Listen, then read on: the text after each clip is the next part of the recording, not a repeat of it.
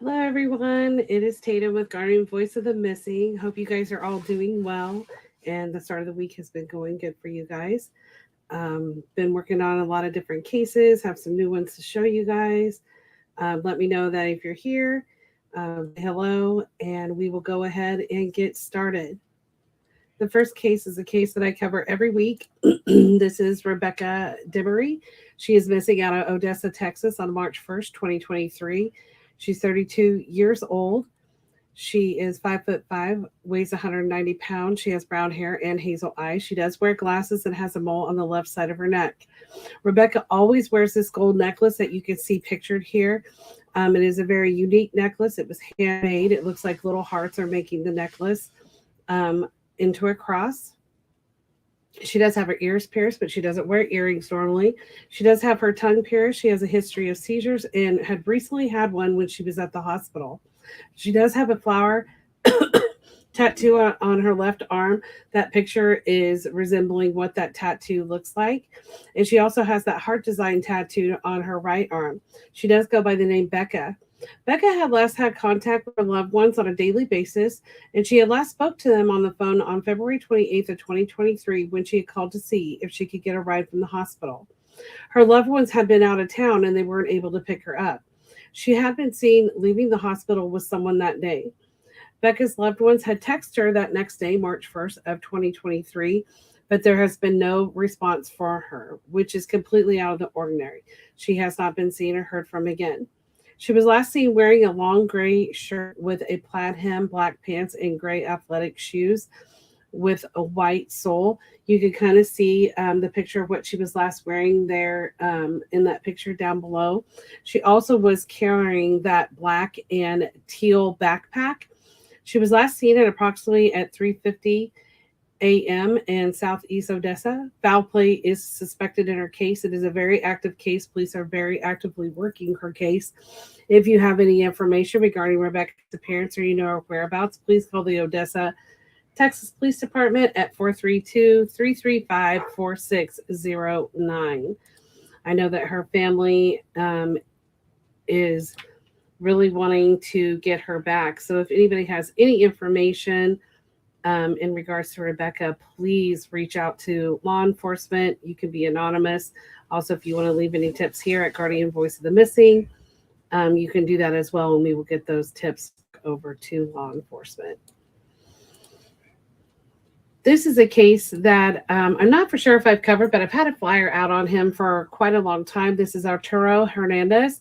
He is missing out of Alhambra, California on January 12th of 2019. He was 49 years old when he disappeared, and he is now 53 years old.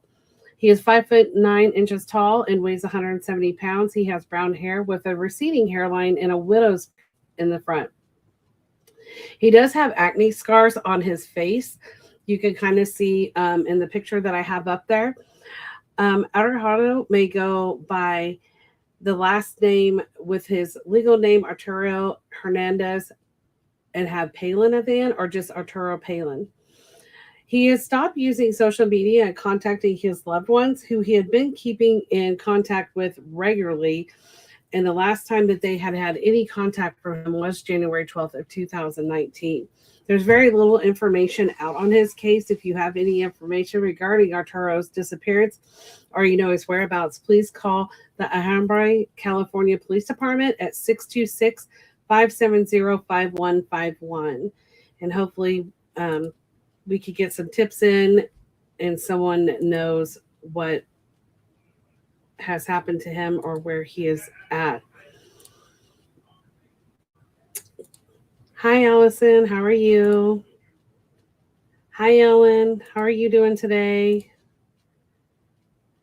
I'm not for sure who put good evening, Tatum, and all, but thank you. Hope you guys are all doing really great. This next case is a new case that I have came across and got some help from the family on getting a good flyer out on him. This is Stephen Amadil, I believe is how you say his name. I could be wrong. He's 43 years old, 5'10" tall, and 160 pounds. He has brown hair and is balding on the top and he has brown eyes. He does wear glasses and they have really thick lenses, and he does have a birthmark on his buttocks. Stephen does have some developmental delay, so his cognitive thinking and stuff is not as it would be for a 43-year-old. Stephen was last seen in the area of 37 Harvard Avenue in Yonkers, New York. He could be wearing a black suit with a white shirt underneath, and he was carrying a black backpack and an empty black suitcase, and that suitcase was about 26 inches. He is most likely to be on foot. He has no phone, but he does have his wallet and ID. Family is concerned for his safety and well-being. He had recently been interacting online with an individual that had been posing as a Russian model and he had been sending money. He did have intentions of meeting this person. If you have any information regarding Stephen's disappearance or you know his whereabouts, please call 911 or Yonkers, New York Police Department at 914-377-7900. And I ask, like I ask you guys all the time, please share these flyers. Any flyer could reach anybody that may have tips out there that could lead to helping find the location of someone's loved one. And especially this is the season of giving. And I think this is the best gift that you could give any of the loved ones out there, to hopefully share the flyers, share these stories, and get them out there so their loved one can be located.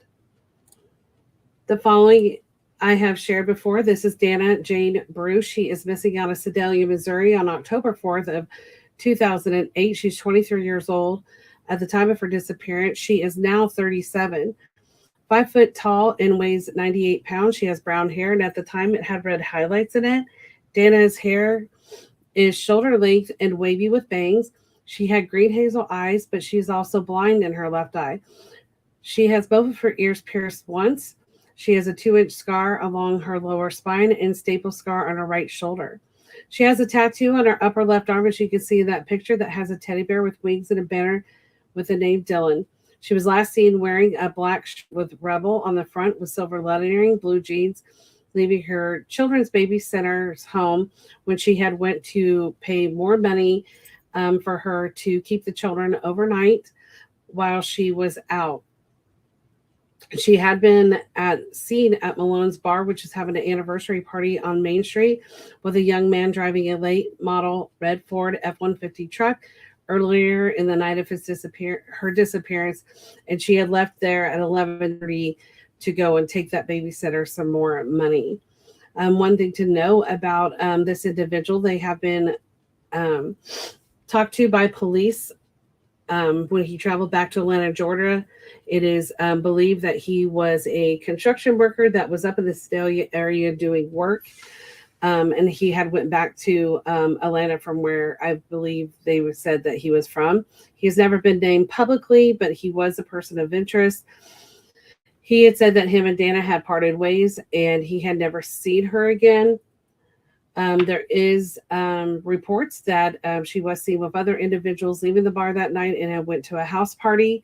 And at that house party, there was things that had went on that it was possible that someone had given her drugs, and she had a reaction and is deceased, and they had rolled her up in a carpet and they had put her somewhere.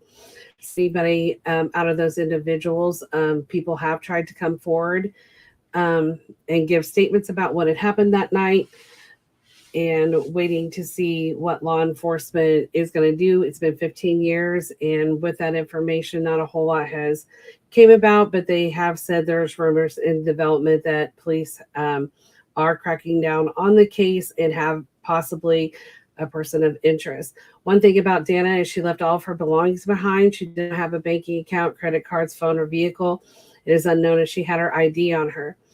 She is known to be a devoted mother who would never have left her children behind. And that's one of the biggest things in her case. She had just signed a lease for a place for her and her children to live the day that she went missing. So the biggest thing with her is, like, she's a devoted mom. She would never leave her kids behind. So foul play is suspected in her disappearance. If you have any information regarding Dana's disappearance or you know her whereabouts, please call the Sedalia, Missouri Police Department at 826-8100 or 660-827-7823.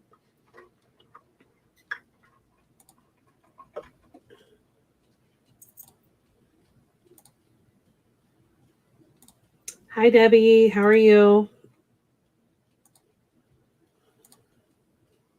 So, in a lot of these cases tonight that are coming out, these are people that had a lot of contact with their loved ones. They were not people that would have just taken off and left on their own accord. A lot of these cases do have foul play, it sounds like, in each of their cases. So please, if you know or seen them, please reach out to law enforcement and let them know.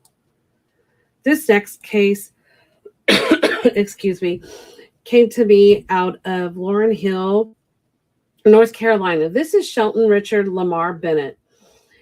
He went missing on August 23rd of 2023. He is 27 years old, 6'1", weighs 185 pounds. He has black hair and brown eyes.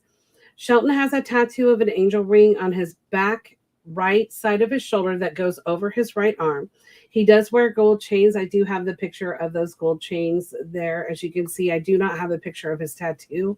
If anybody out there does have a picture of his tattoo, I would love to get it out on the flyer.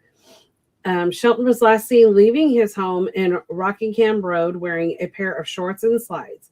It is reported that he was going to meet someone just down the road, about 5 minutes away. His vehicle, a blue Dodge Charger, was later located on Butler Road, which is just off of Rockingham. He had left behind his wallet and his keys, and his phone has never been found. His phone had been several days after, but since they have not been able to ping it, it's either been shut off or lost battery charge. There have been numerous search efforts for him, but Shelton or his personal items have not been located. Foul play is suspected in his case. If you have any information regarding Shelton's disappearance or you know his whereabouts, please call Scotland County, North Carolina Sheriff at 910-266-4332 or Precision Search and Rescue at 910-840-1998. They will take any type of tips as well to get over to law enforcement, but they have definitely been trying to get him located. That is all the information that I can give out, but I know that foul play is suspected in his case. Hi, Desmond. How are you? Oh, I'm sorry you're not feeling good, Debbie. I hope you get to feeling better. I know you guys have a lot going on. All right, this next case is Alva and Catherine Baldwin. They are missing out of San Antonio, Texas on September 17th, 2015. Ava was 6 years old at the time of her disappearance, and she's now 14 years old. At the time, she was 4 foot tall and 60 pounds. She has blonde strawberry hair that was waist length and hazel eyes. She is right-handed, and she was involved in cheerleading, soccer, gymnastics, and tumbling prior to her disappearance. Catherine was 40 years old at the time of her disappearance, is now 48 years old. She was between 5'2" and 5'10", and weighing between a 105 and 120 pounds. She also has the blonde strawberry hair and hazel eyes. She has a large rose tattoo on her stomach to her hip, and she is right-handed. She may use the name Katie or the last name Moore. It is reported that Catherine had a history of alcohol and prescription drug use as well as mental health issues. Ava and her did move frequently and could be staying in homeless shelters. Catherine may say she is being stalked if you talk to her. Ava's father had joint custody of her and had requested full custody. Catherine's 2014 Ford Escape with Illinois license plate number Q29-2793 was found abandoned in a parking lot on Whitby Road in San Antonio in April 2016, 7 months after their disappearance. She does have family in Texas, Oklahoma, California, Florida, and Illinois, and her friends she has in several different parts of the country. If you have any information regarding Ava and Catherine's disappearance or you know her whereabouts, please call the San Antonio, Texas Police Department at 210-207-7660. I also have the age progression photo of Ava on there.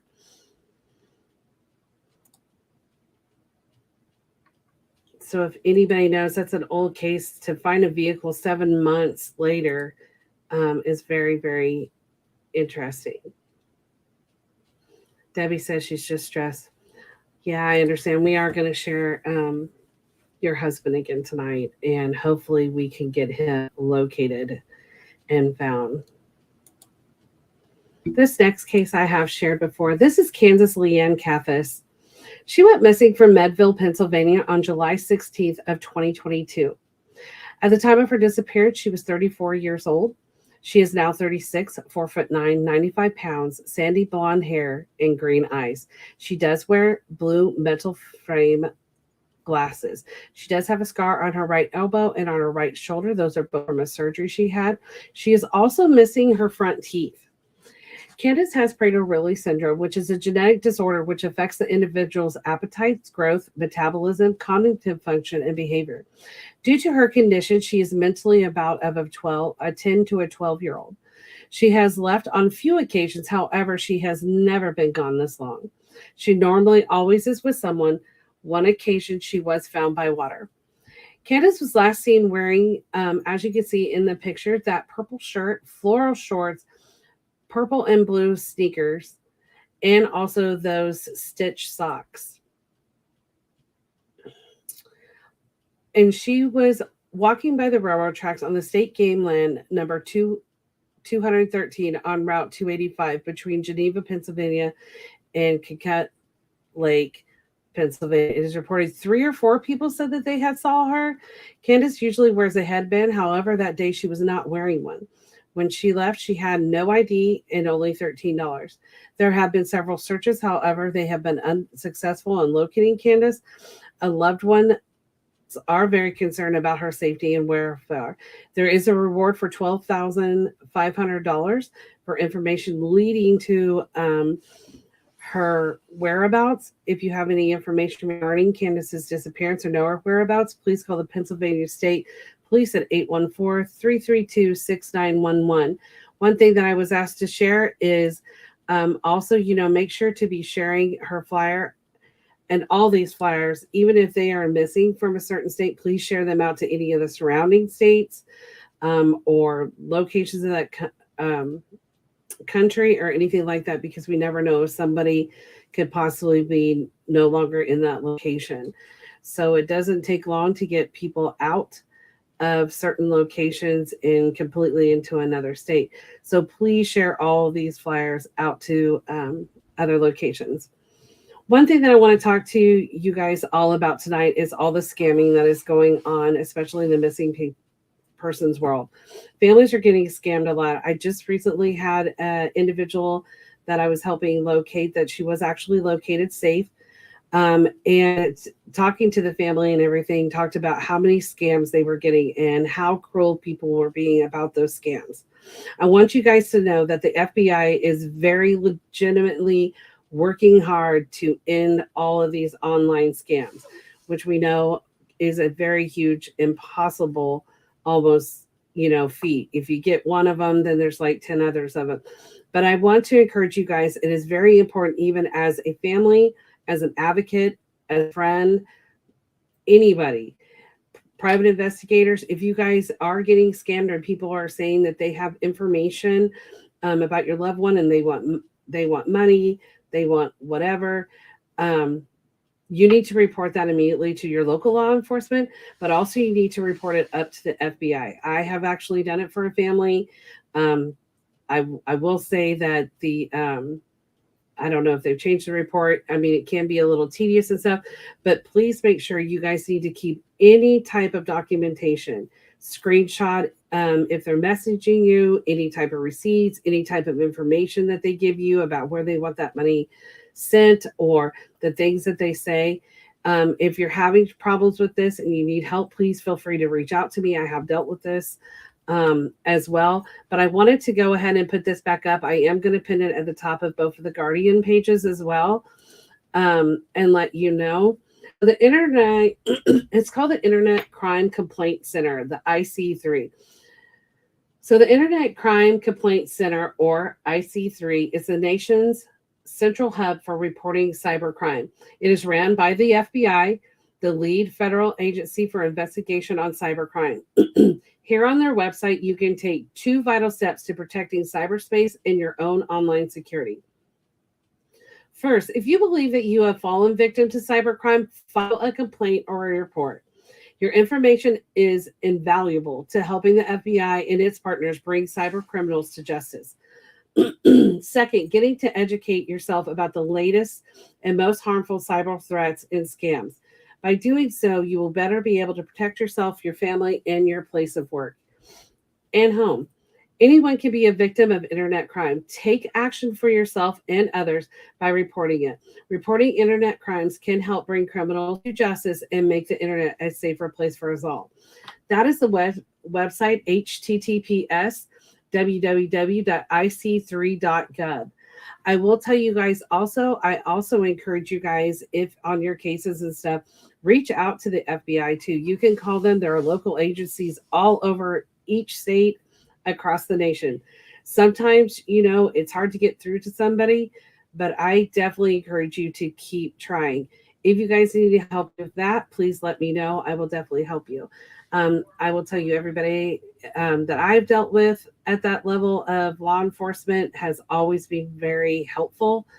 They are very just compassionate and stuff. So I just highly encourage you guys on your cases. If you feel that you need to talk to someone, especially with a cybercrime, please reach out to them because they definitely want to do something and they want to get these people caught. Hi, Aunt Linda. I am really glad to meet you. I talked to her mom as well, and you are most welcome. We will continue to share Candace's story, and I'm hoping that you guys will get some answers soon. So we will keep working on it. So we'll get that posted up to you. I will tell you every flyer that I'm sharing today is out. It is out on Missing Persons Alerts, has it, all the Guardian pages. If you guys can't find it, let me know. I'll repost it up higher as well. This next case, and I will tell you guys tonight, I have a ton of California cases. I have shared Danielle Rosalie Rico before. She is missing out of Vala Vista, California on August 21st, 2022. At the time of her disappearance, she was 39 years old. She is now 40, 5'2", 140 to 160 pounds, black hair, and brown eyes. I do have several different pictures of her tattoos, but also her left arm is disabled, and I do have a picture of that as well. Danielle has a tattoo of her kid's feet on her shoulder, a large fairy on the back sitting on a mushroom, and she has those tattoos on both of her wrists. Danielle had been living with her boyfriend Chad for the past 2 years prior to her disappearance. However, they had left their home and started living with friends and neighbors in the area. He had reported that she had left with another man. Chad had been using her EBT card after her disappearance, and that did get taken away by law enforcement. He did sell Danielle's vehicle 3 weeks after she went missing. Danielle was last seen leaving her mother's home with a man named Randy, who has changed his story several times of where he had left Danielle. One of the places he stayed was on top of a mountain where his car had broken down, but he never said anything to anyone about leaving her there. She does not have a phone of her own, and she has not been active on social media. She may go by the name Leia. Danielle still be in Hermit, Vala Vista, or Homeland, or the Sage, California areas, as well as the Sabota Reservation in Hemet, California. Danielle is missing on suspicious circumstances. If you have any information regarding Danielle's disappearance or you know her whereabouts, please call the Riverside County, California Sheriff's, the Hemet station at 951-791-3400. one thing about, her case and several cases is when, people start changing their stories. The other thing with her case is I don't know how you leave someone out on a mountain, um, and not tell anybody. I guess supposedly the story went is the car broke down or whatever, and he had left her. Um, Hi, Billy. You are welcome. I will continue to share. Danielle, if there's anything else you want to add to your story or comment, just please let me know and I will put it up. Ellen, you are most welcome on sharing Danielle's flyer. One thing about a lot of the California cases that I am going to share tonight that I want you guys to know, a lot of these cases are right around the same area. These people went missing around the same area. Some of them will say different towns or whatever, but it's really the same area, California. I will have some other ones. I have a couple other flyers that I'm working with family members on to get some more information out on them, but also getting people out on NamUs. It is just really a great place to put information out there. So please talk to your law enforcement about getting them into the NamUs database. If you guys have any other cases out there that you want me to share or get more information out on, please let me know. I will continue to work on that. This next case is Jennifer Reedy. She's missing out of San Francisco, California on July 6th of 1993. She was 15 years old at the time of her disappearance. She is now 46. 5'6", 98 pounds, brown hair, and brown eyes. Now that's what she weighed when she went missing. There is that age progression photo of her. It was reported that Jennifer was last seen in Redding, California. She may have traveled to San Francisco, California, which is 200 miles away. There are few details in her disappearance. If you have any information regarding Jennifer's disappearance or know her whereabouts, please call the San Francisco, California Police Department at 415-553-0123. Now, I know people are going to be wondering, why is San Francisco the one that is an investigator on our case? For whatever reason, the San Francisco law enforcement, from what it is reported, is they have some sort of active interest in her case. So that is why they are handling her case. Now, I do not know whether or not they have confirmation that she made it to San Francisco or if it's still reported that she may have traveled there. But for whatever reason, that law enforcement agency is handling her case. If anybody out there has any more information about her, I would love to put out some more information on her story and hopefully to help get her located. And Billy said, I have no info. Everything you said was spot on. Okay, great. I want to make sure of that. And one thing I will say about Billy and a lot of my family members, I love the support that you guys give to each other. It is amazing how you guys have learned to network and you guys look out for each other and stuff.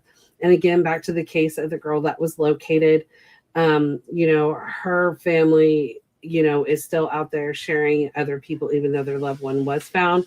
They said that,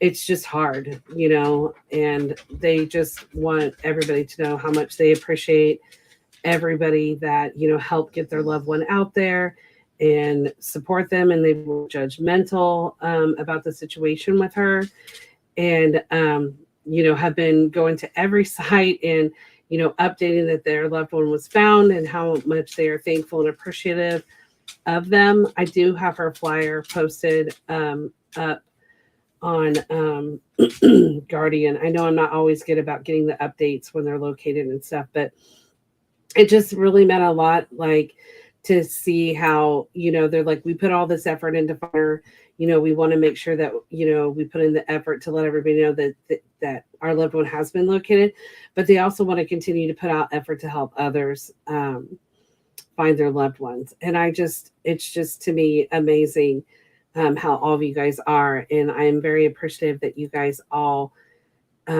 trust me with your stories and let me, put out flyers and we talk about a lot of things that I know are really, really hard for you guys. So um, I appreciate each and every one of you guys, and I try to keep in contact. And you guys know that you can always contact me day or night, 7 days a week, 365 days a year. I will get you guys, answered. And I've really, like I told this family, I've really got to know some really great people out there. And the biggest thing is I would love to get your loved one home. So thank you guys all for sharing, for the advocates out there, law enforcement, the private investigators, and especially the family members. You guys are just amazing. And anything that we can do to continue to keep you guys hopeful and keep pushing forward to find your loved one, that's what we're going to do. This next case is Hector Abril. He is missing out of Cabazon, I think is how you say it. Cabazon? I think it's Cabazon, California on March 29th, 2023. He is 34 years old, 5'6", 175 pounds, black hair, and brown eyes. He does have a 4-inch vertical surgical scar on his abdomen. He does have that tattoo of Veronica on his chest, Audi on his right side of his neck, and a dragon on his bicep. He may go by the name Bumper. He was last seen to be in the Cabazon area of Riverside County, California. He is missing under suspicious circumstances. If you have any information regarding Hector's disappearance or you know his whereabouts, please call the Riverside County, California Sheriff's Department, the Cabazon station at 951-922-7100. I would love to get more pictures of his tattoos. I am planning to probably go ahead and reach out to his mom. I know family on here for other cases do have contacts with her. If you guys can let her know that I would try to reach out to her, or she's more than welcome to reach out to me. If there's anything else that we can add to his flyer, because I know his mom, from what I've seen, is just desperately missing her son and wanting to find him. And as you can see, that's Riverside County, California. So we have another case out there that is California. California has a lot, but I always look at where people are missing, and so many people are going missing from the same area. And I just, that kind of, piques, interest. And, why is that area such a hot spot for people to go missing? So the next case that I am going to show you, this one is not out of California, but this is an older case, and I thought I hadn't seen it, and I thought, well, I'm going to put out a flyer. Joseph Patrick Brin, he is missing out of Boston, Massachusetts on November 12, 1979. He's 23 years old at the time he disappeared. He is now 67 years old, 5'6", 140 to 150 pounds, black hair, and hazel eyes. He does have a scar on his right arm, and he does go by the nickname Joey. Joey was last seen wearing a white shirt with red trim, green sweater, blue jeans, and a blue Barracuda jacket in South Boston, Massachusetts. He has never been seen or heard again. There are a few details on his case.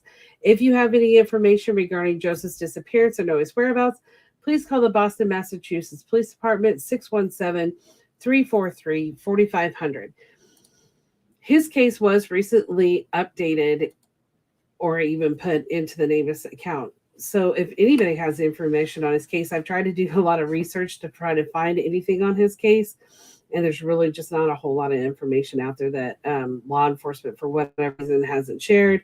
I haven't seen any type of news article, podcast, nothing on his disappearance. So getting his flyer out there and shared, I think, would be very, very helpful.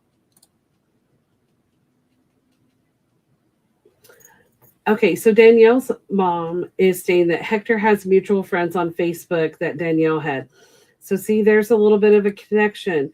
There's another case that I'm not done with the flyer yet, but I am in contact with family working on a flyer for him. His last name is Harvey Brandon, I believe. Billy, you can correct me if I'm wrong on that. I will be having a flyer put out on him as well. And I think if I'm right, there's a connection with Danielle and him as well. Please let me know if that's not correct, but I believe that was mentioned that there's a connection with their area of people that they knew. So a lot of connections with people, you know, that know certain people. So definitely want to know. I'm going to keep sharing this probably every week until we get Harry Allen Lee located. The reason why is he is a critical missing individual. He is missing out of Torrance, California on November 20th, 23. He is 58 years old, 5'11", 220 pounds. He has brown hair, but it does have gray in it and green eyes. He does wear reading glasses, but only to read. He has a scar on his abdomen from surgery as a child. He may be walking with a cane. He has no teeth, but he does not wear dentures. He does go by the name Allen. Harry is diabetic and his blood sugar has a history of running low recently. He has sleep apnea and shoulder pain, which may require surgery. He was last seen wearing a dark gray zip-up hoodie, sweatshirt, jeans, and a dark ball cap on camera at the 7-Eleven store around 5:50 a.m. on November 20th, 23. Now, this 7-Eleven, I want everybody to know, is right next to his apartment complex. It's like right behind, I believe is what I was told by family. He had bought cigarettes and a drink. Him being out at 5:50 a.m. is not out of the ordinary for him. A witness that knew him, saw him, stated that he had looked very tired and very worn down. He was again seen on camera walking towards his apartment complex of the Eli Kai Apartments at 6 a.m. So he had last spoke to his employer at 5 a.m. that morning. So prior to him going to the 7-Eleven, he had spoke to his employer. The individual stated that he was starting his speech and they were concerned about his blood sugar and possibly needing medical attention. When he had missed work, which was out of the ordinary, he was a very, very devoted to his job. They did a wellness check on him. When the police went to his apartment, they noticed that he didn't take his phone, his ID, or his backpack he always had with him. And his car was parked in the garage where he always parked. But they did notice that an apartment key was missing from his keyring. Harry is a registered nurse who has dedicated his profession. He is very dedicated to that profession. He is always helping out others, especially in the homeless community. He has had no activity on his bank account, which is out of the ordinary. It is not like him to not have contact with his loved ones. If you have any information regarding Harry's disappearance or you know his whereabouts, please call the Torrance, California Police Department at 310-328-3451. I know that police are still, checking video footage. I do not know if they have found anything else out or caught him anywhere else on camera. Debbie, do you have any more updates? I know when we last spoke that they still had not picked him up anywhere else on camera, or whether or not he made it back to his apartment complex. I still have the phone number. Oh, I didn't change his flyer. Okay. I did update his flyer. I just didn't update it on his thing. I will change that for next week. Sorry about that. So the last 4 digits of the phone number for law enforcement is 3451, not 3456. There is a new flyer out that does have that correct information out there. I just didn't change it when I did the podcast. I apologize for that. She said, no, they're still trying to access his phone. So as of right now, we don't know if someone picked him up.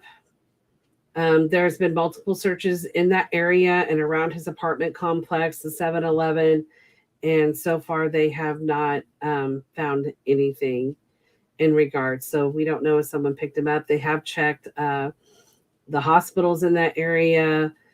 I don't know how much they've gotten to the homeless community to see if he is possibly down in that area or not. But please be on the lookout. If you live in that area and you can help put out flyers, I know the family would be greatly appreciative of that. One of the things to talk about is places to put flyers. I always say convenience stores are one of the greatest places to put flyers. They're going to be seen if you can get a convenience store to let you put up a flyer, a missing persons flyer, I would definitely hit convenience stores because you're going to get, a lot of views in that area. I know people are putting them out on like telephone poles, stuff like that. If you work in the homeless community, I just always suggest, you never know if someone would be down in those areas and stuff seeking shelter. But in Harry's case, or Alan's case, in his case, he's diabetic. And I don't know if anybody else out there has had diabetes or dealt with diabetes.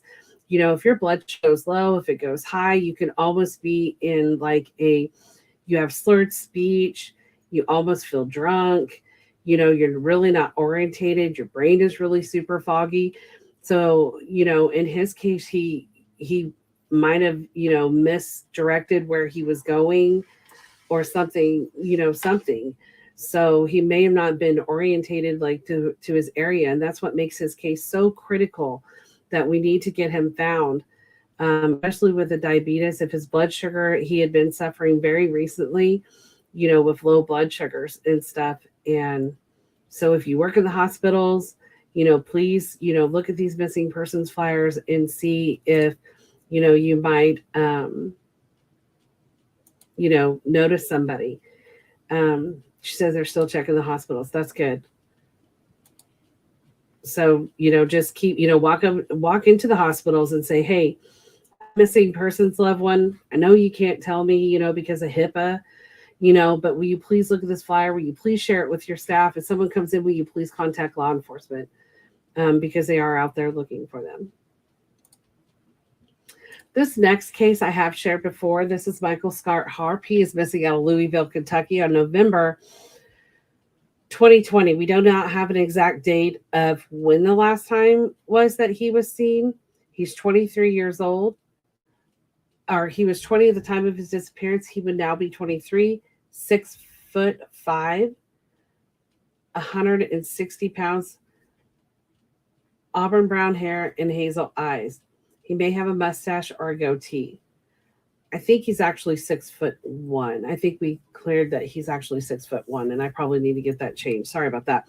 Michael did not take his cell phone and has not been on social media. It was reported that a verbal and physical altercation was common in his home. The last time Michael was last seen leaving his home on foot, Michael's wife did not report him missing for a year after he was seen last. If you have any information regarding Michael's disappearance or his whereabouts, please call the Louisville, Kentucky Police Department at 502-574-1720 or TLPI Investigation LLC at 502-427-1010. And hopefully we can get some information. Not reporting him missing for a year is very, very odd and suspicious. He is 6'1". And please share everywhere. This is a case that is not getting a lot of coverage. I don't know if anybody else is covering him on a flyer. I haven't seen it. But the family does want to get him located.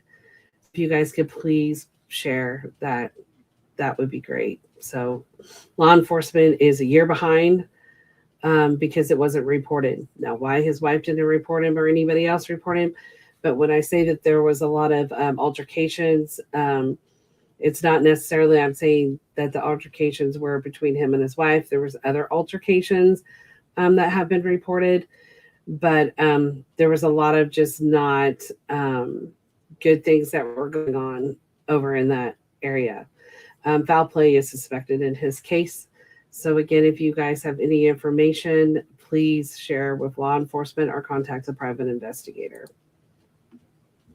This next case is another one of those cases that I was talking about out in California. This is Noe Navarre Jr. He is missing out of Brawley, California, September 23rd, 2022. He was 31. At the time of his disappearance, he is now 32, 5'5", 165 pounds. He is bald. His eyes are brown. And the reason that he has a lack of facial hair is due to alopecia. He usually wears a hat. He was diagnosed with schizophrenia. As you can see, I have several pictures of some of his tattoos that he had. He has an Aztec symbol on his right eyebrow and 12/18 2019 in Roman numerals on his right hand and 12/7 of 2013 in Roman numerals on his left hand. Now, Noah's 2018 gray Nissan Maxima, which is pictured there, was found abandoned and burned on a rural trail in San Jacinto Mountains in Hemet, California. There's Hemet, California coming up on September 23rd of 2022. If you have any information regarding Noah's disappearance or know its whereabouts, please call the Riverside, California Sheriff's Department at 951-791-3400 or Raleigh, California Police Department at 760-344-2111. Now, I do know that his family does have a Facebook page out there with information, and I know they share his stuff a lot. And Billy is saying his car was found burned up right uphill from me 1 month after Danielle went missing. I do not know if they knew the same people. I can't remember if someone said they possibly knew some of the same people as well. Again, Noah, he is a critical missing, being diagnosed with schizophrenia, we don't know. Finding his car burnt is very suspicious. I know that there's been several cases where cars are found being burned, or they're found with the doors opened. Just like, I don't know, they just opened the door and walked off, or maybe someone grabbed them and took them. Those are all very, very suspicious. And Danielle's mom said she didn't know if they knew the same people.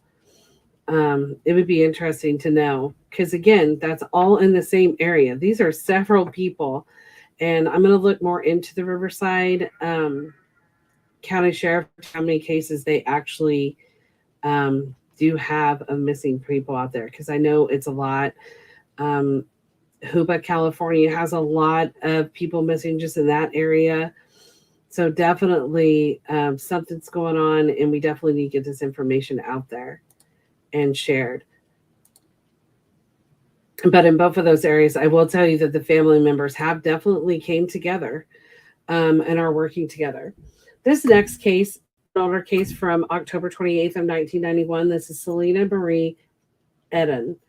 She went missing at 29 years old. She is now 61, 5'7", 110 to 120 pounds, brown hair and brown eyes. She did have braids with extension.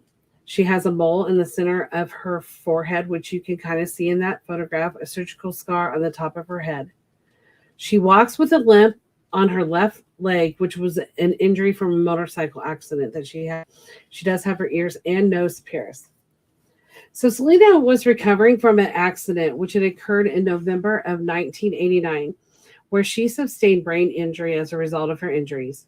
She had been in a coma for 6 weeks and had significant memory loss, fluid buildup in her brain, permanent damage to her left eye, and a crushed left leg, causing her to walk with a limp. She had moved in with her mother and physically was improving. However, her mental health seemed to be deteriorating. She was having episodes of mental confusion, which had caused her to get extremely frustrated. She had moved back to San Francisco in May of 1990 and had maintained regular contact by phone with her mom. That October, she had spoke to her mom by phone. It was very evasive during their call, where her mother had asked her to come back and live with her.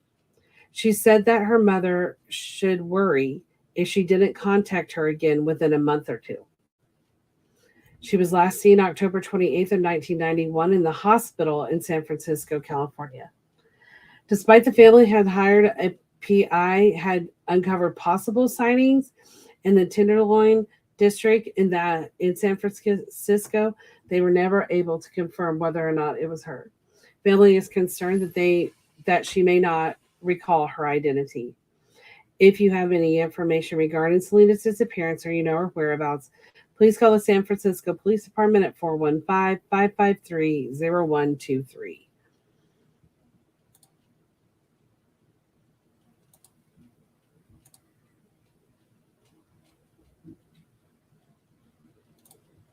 And Billy said, please do. There's a lot. I will. I will continue to work on that area. I have one more case to share with you guys tonight. You guys are really quiet tonight. But this is a case that I have shared before. Again, another to me critical missing. Law enforcement has done several searches for him. They have been very active on his case. This is Michael Lara. He is missing out of Duluth, Minnesota on December 9th, 2022. He was 40 years old at the time of his disappearance. He is now 41, 5'10", 180 pounds. He has brown hair, but he normally has it shaved bald and brown eyes. Michael has Rachel Lara in black script on his right side of his neck. Insane 612 crew on his chest. Antonio left arm, red and black cross on his leg, and a tree on his leg. I've tried on some of these pictures. If you see in his flyer, you can see his tattoos, but I've not been able to manipulate them enough to make them clear enough. So if anybody knows Michael, his family's with Michael, and they have better pictures of his tattoos, I would love to get those out on his flyer. He had recently been diagnosed with schizophrenia, late onset. He had taken his white truck and headed to Canada, but was stopped and questioned at the border. He ditched his truck, threw his keys and his cell phone in the woods. Police were able to get him and take him to the hospital in Grand Marais, Minnesota. However, he did take off on foot, but he did not have his shoes.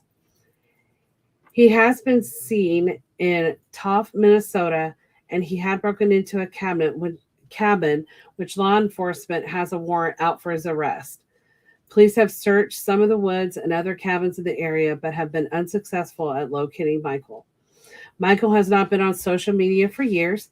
Loved ones are concerned for his safety and well-being due to the area has received during that time back in December 3 feet of snow in that area during his disappearance. It is unknown if he was wearing that yellow and black work safety coat that's down there in the photo on his flyer. He does not. He does have medication he is prescribed, but he does not have it with him.